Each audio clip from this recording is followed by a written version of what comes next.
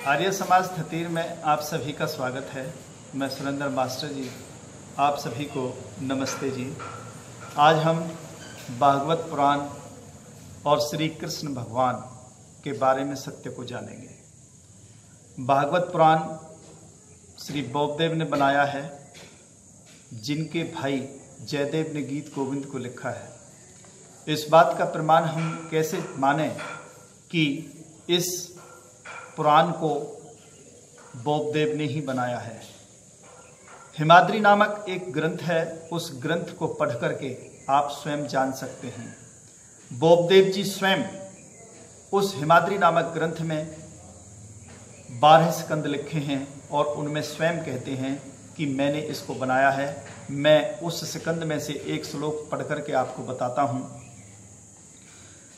हिमाद्रहे सचिव स्वार्थे सूचना क्रियते अधुना सकंद अध्याय कथानाम च यत् प्रमाणम समासतः श्रीमद् भागवतम नाम पुराण च मैरितम विदुषा बोपदेवेन श्री कृष्णस्य यशोन्वन्तिम। इस प्रकार स्वयं कह रहे हैं कि इस भागवत पुराण को मैंने बनाया है। ये प्रमाण है। हिमाद्री नामक ग्रंथ को आप पढ़कर देख सकते हैं। आज से लगभग 5,500 वर्ष पहले श्री कृष्ण जी का महाभारत काल में जन्म हुआ था, जिनके बारे में आप सत्यार्थ प्रकाश का 11वां समुल्लास पढ़ करके देखें कि महर्षि देवदयानंद श्री कृष्ण भगवान के जन्म के बारे में, चरित्र के बारे में क्या कहते हैं। वो कहते हैं कि श्री कृष्ण जी का चरित्र आप्त पुरुषों के सदृश है। उन्होंने जन्म से लेकर मृत्यु पर्यंत तक कोई भी दुष्टाचारी कार्य नहीं किया, कोई भी अनुचित कार्य नहीं किया। परंतु इस भागवत पुराण बनाने वाले ने इस श्री कृष्ण पर बहुत ही अनुचित दोष लगाए हैं, जैसे दही दूध माखन का चोर, कुब्जा दासी के साथ समागम,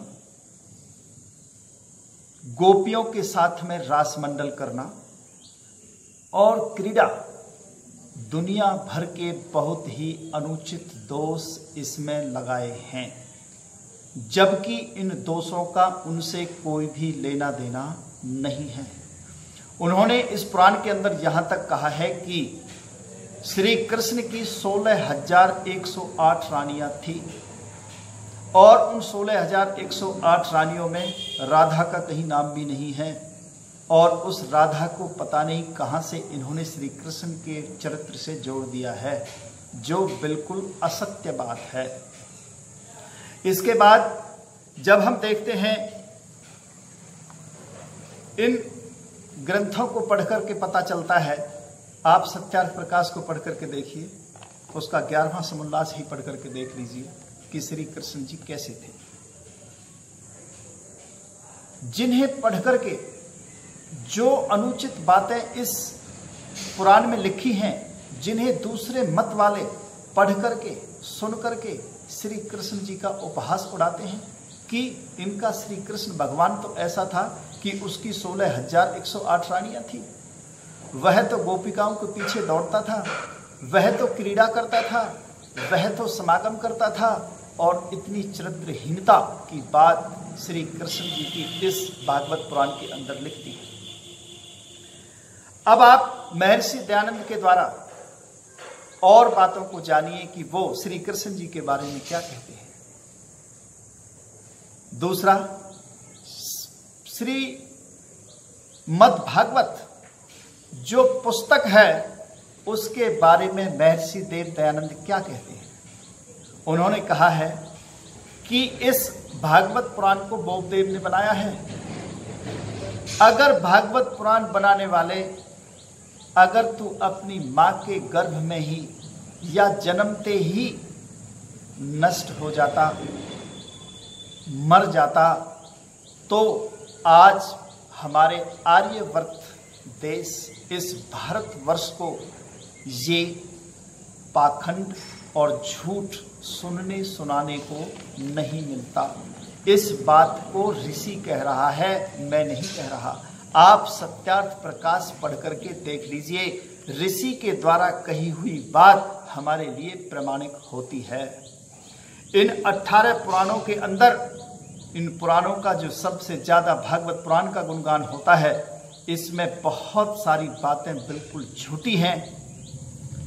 जो बातें इसके अंदर वेदों के अनुकूल हैं वो सब बातें सच्ची हैं, लेकिन जो वेदों के प्रतिकूल हैं, जो कहीं पर भी सही नहीं है, वो बिल्कुल झूठी हैं।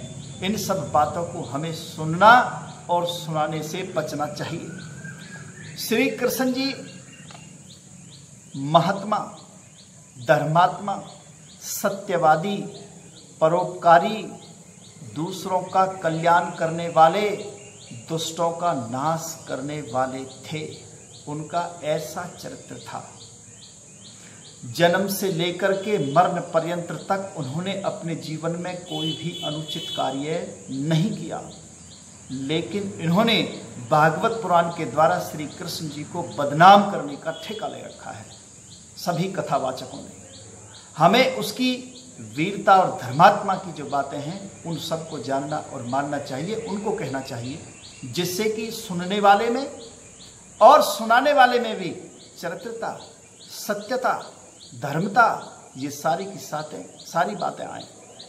अब देखिए, महाभारत के अनुसार श्री कृष्ण जी की केवल एक पत्नी थी, जिसका नाम था रुक्मणी, और श्री कृष्ण और रुक्मणी ने 12 वर्ष तक ब्रह्मचर्य व्रत का पालन किया, और 12 वर्ष के बाद में एक संतान उत्पत्ति हुई, जिसका नाम था प्रद्युम्न।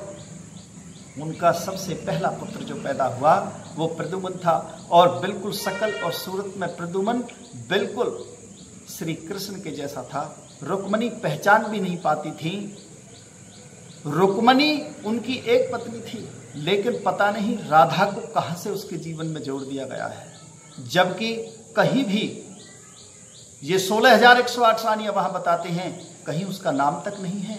तो ये राधा कहां से उसके चरित्र में जोड़ दिया गया, कहां से उसके जीवन में आ गई।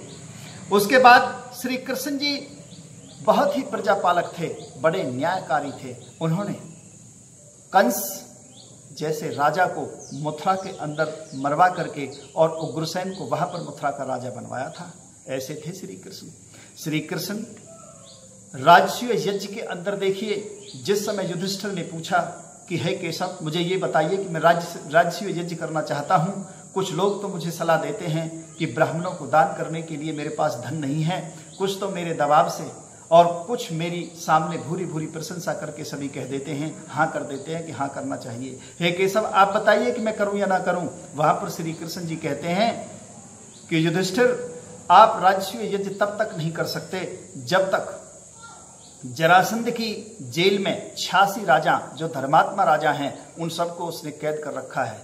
उन सबको आपको पहले छुड़ाना है, और जब तक आप उनको नहीं छुड़ाओगे तब तक आप राजसूय यज्ञ करने के अधिकारी नहीं हैं। ऐसे थे श्री कृष्ण। उसके बाद में पांडवों ने जुआ खेला, और जब श्री कृष्ण को पता चला कि अगर मैं हस्तिनापुर में होता तो मैं वहां जाकर के राजा के दरबार में और वहां जुआ के अनुचित दोषों को बतला करके इस जुए को नहीं होने देता, और जो आज कष्ट आप भोग रहे हैं इसको भी मैं आपको नहीं होने देता। ऐसे थे श्री कृष्ण। उसके बाद श्री कृष्ण जी सदा सत्य और न्याय पर चलने वाले थे। वो गलत बातों को कभी स्वीकार ही नहीं करते थे। वे क्रांति के बहुत अग्रदूत थे, लेकिन आज के कथावाचक क्या इन सब बातों को आपको बताते हैं? ये महाभारत का तो जिक्र तक नहीं करते।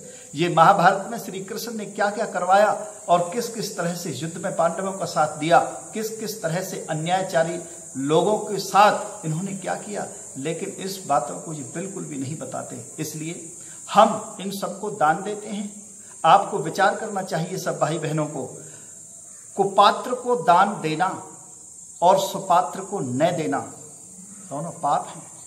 इसलिए आप सोचें कि जो हमारे सामने कथा को बाँच रहा है और श्री कृष्ण पर ऐसे इल्जाम और उनके चरित्र को ऐसा चरित्रहीन में बदल रहा है, उसको हम दान देते हैं, ये सारा का सारा पैसा हमारा पाप में जाता है।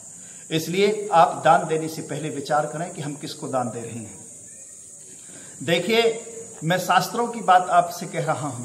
ये सभी गुरु ऐसे हैं कि गुरु लोभी, चेला लालची दोनों खेलें दाव और भव सागर में डूबते बैठ पत्थर की नाव।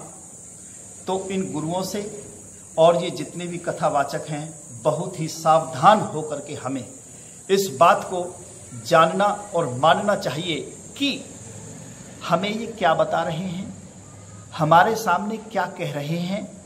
जब तक हम इन बातों को नहीं जानेंगे और नहीं मानेंगे, तब तक हम सत्य को नहीं जान सकते। ये लोग कहते हैं कि श्रद्धा, अरे श्रद्धा तो वो होती है जो जैसी चीज है उसको वैसी ही जानना और मानना, ये श्रद्धा और ज्ञान की बात है। लेकिन इन्होंने तो इस श्री कृष्ण भगवान को बदनाम करने का ठेका ले रखा है और इसी बात को ये कहते हैं, सुनते हैं और सुनाते हैं। मैं पुनः इन कथावाचकों से कहता हूं कि आप श्री कृष्ण का जो सही चरित्र है, जो सही उसके कार्य हैं, जो सही उनका जीवन चरित्र है, उस सब को आप सुनना और सुनाया करो, तभी जाकर के हमारे इस भारतवर्ष का कल्याण होगा। इसलिए आप जितना हो सके उतना सत्य ही बोलें। आप सभी का बहुत बहुत